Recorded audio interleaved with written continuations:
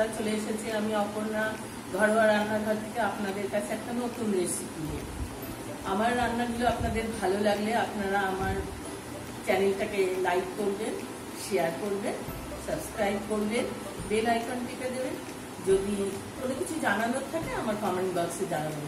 আজকের রেসিপিটা একটা খুব সুন্দর এবং ভালো খেতে এবং বানাতেও খুব সোজা।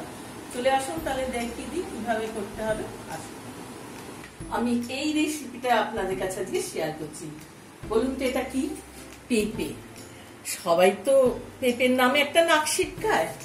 এই পেঁপে সেদ্ধ, পেঁপের তরকারি কেউ খেতে চায় না, আমার বাড়িতেও তাই। তাই আমার মার কাছ থেকে আমার এটা শেখা। উনি আমায় বলেছিলেন এইভাবে করে দিলে দেখবি বাড়ির সবাই খুব ভালোবেসে খাবে। সেই থেকে আমি এইভাবে রেসিপিটা করি। তা আজকে করতে যাচ্ছি, তাই মনে হলো আপনাদের সঙ্গেও এটা শেয়ার করে নিই। ঠিক আছে, এবার দেখাই। এই পেঁপেটাকে না খুব জিরি জিরি করে লাউয়ের মতনই কেটে নিতে হবে। হ্যাঁ, কাটার পরে একটু পেঁপে তো লাউয়ের মতো নরম না, একটু স্টিম করে নিতে হবে। আমি কুকারে এটা দিচ্ছি। এবার কুকারটাকে আমি অন করে দিলাম, গ্যাসটাকে অন করে দিলাম। কুকারটায় ফুল স্টিম এলে একটা সিটি মারবার আগে এটাকে অফ করে দিতে হবে, কেন সিটি মেরে দিলে এটা গলে গেলে জিনিসটা খেতে ভালো হবে না।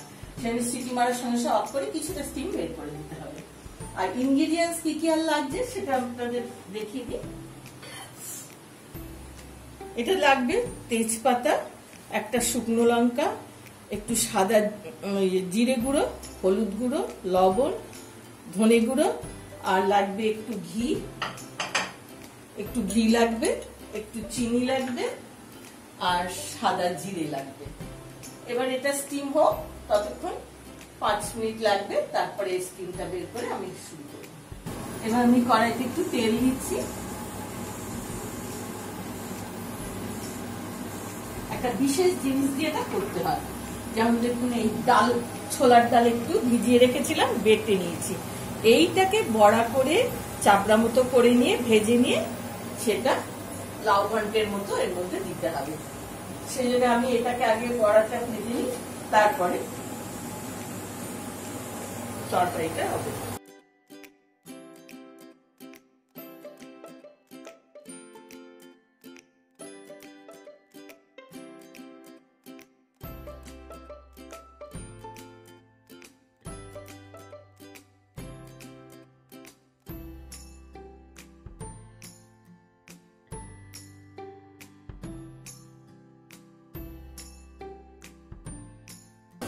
এই যে আমার বড়াটা ভাজা হয়ে গেছে। এইভাবে চাপটা একটা ভাজা ডালটা করে নিতে হবে বড়া করে। এবার একটু তেল দিয়ে আবার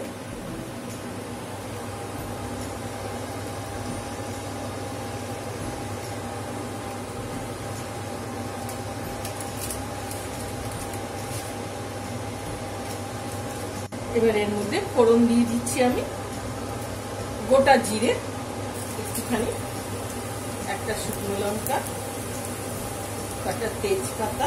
আমার এর মধ্যে আমি আদা বাটা আর এখানে ধনে, জিরে, হলুদ এই গুঁড়োগুলো দিয়েছি। হ্যাঁ, আদা বাটা দিয়েছি, হলুদ, ধনে, জিরে গুঁড়ো, ব্যাস এই পর্যন্ত দিয়েছি। এবার তরকারিটা, পেঁপেটা এর মধ্যে ছেড়ে দিলাম। এবার লবণটা দিয়ে দিচ্ছি, যে যার আন্দাজ মতো লবণ দেবে, যেমন খান।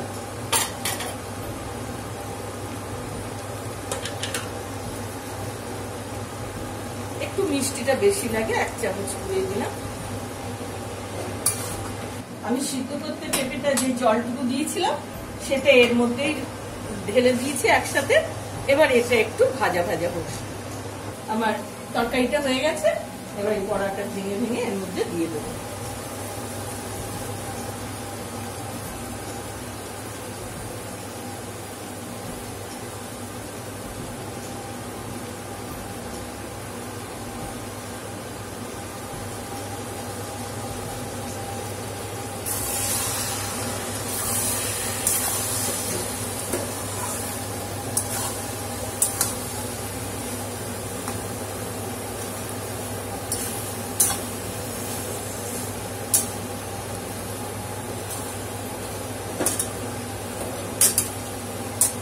তরকারির মধ্যে বড়াটা একটু মিশে নরম হোক, তারপরে নামাবো।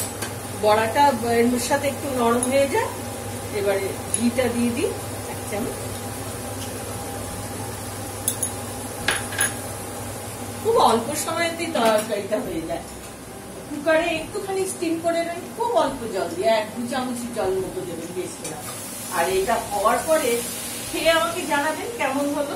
তরকারিটা আমার হয়ে গেছে, এবার আমি নামিয়ে দেবো।